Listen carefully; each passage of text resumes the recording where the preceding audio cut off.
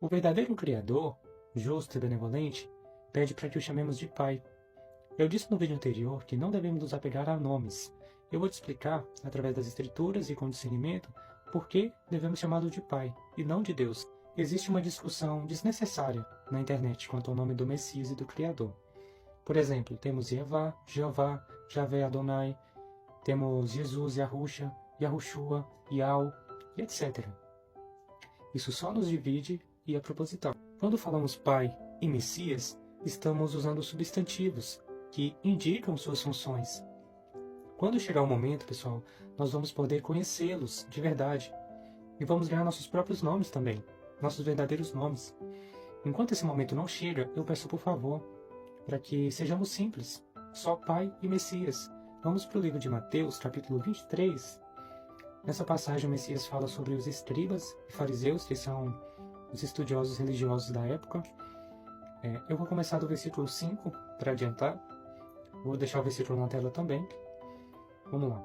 E fazem todas as obras a fim de serem vistos pelos homens, pois trazem largos filatérios e alargam as franjas das suas vestes, e amam os primeiros lugares nas ceias e as primeiras cadeiras nas sinagogas, e as saudações nas praças, e os serem chamados pelos homens, Rabi, Rabi.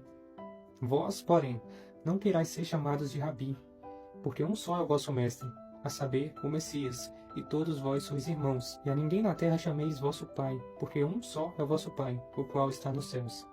Nem vos chameis mestres, porque um só é o vosso mestre, que é o Messias. Os judeus eram apegados a seus títulos como mestres e professores nas sinagogas. Eles eram chamados de rabinos, mas hoje nós temos as igrejas, e os mestres são chamados de pastores e papas.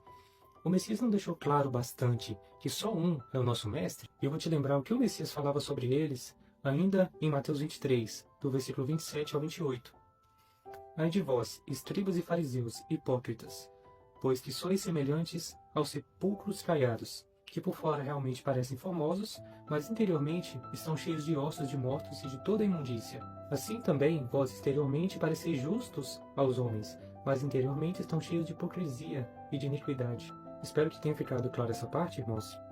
Voltando a falar sobre o Criador. Enfim, por que chamá-lo de Pai e não de Deus? Então, os anjos que se rebelaram, os caídos, criaram esse título de Deus para eles mesmos.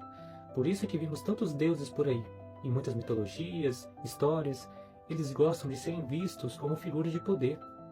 Como reis e divindades, eles necessitam de adoração, querem serem vistos e lembrados e tentarem ocupar o lugar do Criador. Mas o Pai é humilde, ele nunca precisou de adoração ou sacrifícios, nunca quis ou precisou ser chamado de Deus para provar sua importância, sua autoridade. Vou deixar bem claro. Pai é quem ama e deseja o bem para os seus filhos. Deus é quem requer adoração, é um ser que deseja impor a sua liderança e poder. É por isso que a palavra Deus remete a Zeus, o deus da mitologia grega. Jesus, Iesus em latim, significa isso é pouco. Eles querem que você pense que isso não foi proposital. Sabemos que o nome não se traduz, mas houveram transliterações. E mesmo que seja uma transliteração, é no mínimo esquisito que tenha esse significado. Fica ainda mais esquisito quando vemos a imagem do Messias feita pela Igreja Católica. Em Apocalipse 4:3 e em Apocalipse 1:15, temos pistas sobre a cor do Messias, através da pedra de jaspe, pedra de sardônica e bronze polido, o que faz sentido com a região que ele nasceu. De um lado, nós temos o Messias profético, de pele escura, sem boa aparência, com o nome Emanuel. Do outro lado, temos o Messias do catolicismo, de pele clara, maquiagem, é considerado bonito, com gestos delicados e afeminado, chamado de Jesus. E agora? Michelangelo foi um artista que pintou e popularizou uma das maiores imagens de Jesus que conhecemos hoje, principalmente utilizado pela Igreja Católica. E ele era homossexual e tinha um amante chamado Tommaso Cavalieri, que também era seu discípulo. Possivelmente, há um boato que ele se inspirou nesse amante para fazer a imagem de Jesus. E isso poderia explicar facilmente por que aos olhos de Michelangelo, Jesus era tão bonito e principalmente afeminado. Não tem nada a ver esse Messias de pele clara e afeminado com o Messias profético, de pele escura. Nós não havíamos percebido, antes da chegada do nosso irmão Robert. Ali havia sido criada uma nova identidade, com um novo nome e uma nova imagem ao Messias. E é por isso que em João 5, versículo 43, o Messias disse: Eu vim em nome do meu Pai, e não me aceitais. Se outro vier em seu próprio nome, a esse aceitareis. E é aí que entra a figura de Azazel na história. Enoque, em seu livro, escreveu sobre esse anjo caído. Ele foi um dos principais que se rebelaram contra o pai. Introduziu a vaidade, feitiçaria, ensinou as mulheres a usarem maquiagem, a pintarem os olhos, usarem pedras preciosas e tinturas.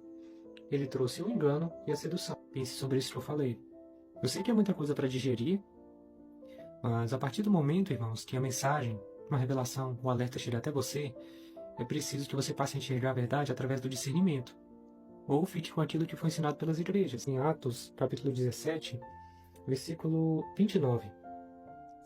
Sendo nós, pois, geração do Criador, não havemos de cuidar que a divindade seja semelhante ao ouro, ou à prata, ou à pedra esculpida por artifício e imaginação dos homens. O Pai, não tendo em conta os tempos da ignorância, anuncia agora a todos os homens, em todo lugar, que se arrependam. E é por isso que está tudo bem você dizer Deus e Jesus às vezes, principalmente no início. O Pai nos perdoa em nossos tempos de ignorância. Mas depois que recebemos o pão verdadeiro, precisamos trabalhar em nossas mudanças e nos arrepender. Com o passar do tempo, em que você vai percebendo o que provém do Pai e o que não provém, você vai adquirir o discernimento. É o que chamamos de Espírito da Verdade, que é simplesmente identificar o que é luz e o que é trevas. Isso vem através do amor. Tudo o que provém do Pai está de acordo apenas com 2 mandamentos: ame o Pai e ame o próximo como a ti mesmo. Você deve ter percebido que em alguns momentos nós trocamos as palavras Deus por Pai e Messias por Jesus. Os ignorantes podem dizer que nós tiramos versículos de contexto e adulteramos a Bíblia. Mas isso é algo que já foi feito por esses anjos caídos, com traduções e transliteração de nomes. Eles bagunçaram a Bíblia, misturaram livros de falsos profetas com os dos verdadeiros profetas e discípulos que andaram lado a lado com o Messias. Cabe a você pesquisar e buscar esse discernimento que vem através do amor. E como eu disse no vídeo anterior, a verdade não pode ser vendida ou comprada. Essa é uma ótima dica para saber o que provém ou não do Pai. Muito obrigado por ter assistido até aqui, eu espero que eu tenha ajudado. E eu vou chegar lá no plano de fuga, no plano de resgate, mas eu preciso que entenda essas coisas primeiro. No próximo vídeo eu vou falar sobre 3 falsos profetas que acredito que a maioria já sabe: Moisés, Elias e Enoque. Tem mais polêmica pela frente.